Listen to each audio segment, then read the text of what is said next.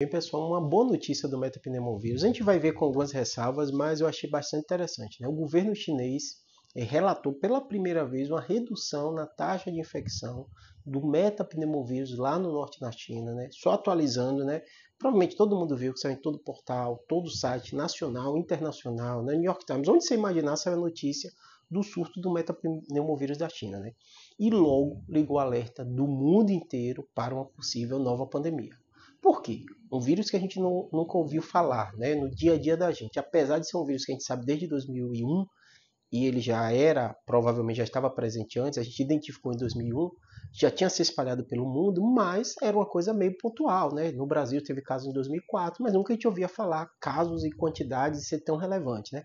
Entrava naquele grupo de virose. De repente a gente ouve um destaque relevante, né, de número de casos no norte da China e começou a se espalhar. Índia falou também, Paquistão, vários países daquela região mostrando uma elevação importante desse metapneumovírus.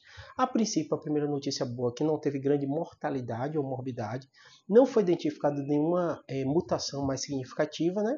E a gente ficou observando, né? O governo chinês, aí tem um grande problema da China, porque é um país mais fechado, a imprensa não é tão livre, então a gente tem dados dos órgãos de imprensa que são órgãos de governo, então você fica meio na dúvida se toda informação está sendo passada. E até nossa memória recente, a gente sabe que essas informações não foram tão bem passadas na época da Covid, né?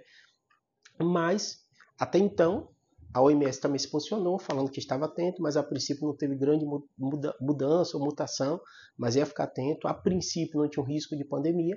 E agora o governo chinês, pela primeira vez, fala em redução do número de casos, o que deixa a gente mais tranquilo. Se não teve mutação, se não aumentou a gravidade, se não espalhou pelo mundo de forma mais grave e habitual que a gente costumava ser. Apesar desse vírus, a gente ficar atento, porque teve essa dominância, a princípio, essa notícia também do governo chinês dizendo que está caindo o número de casos, deixa a gente mais tranquilo. Mas a atenção continua, a OMS continua acompanhando e a gente também vai observar. Teve morte aqui no Brasil também pelo metapneumovírus de uma criança no Paraná.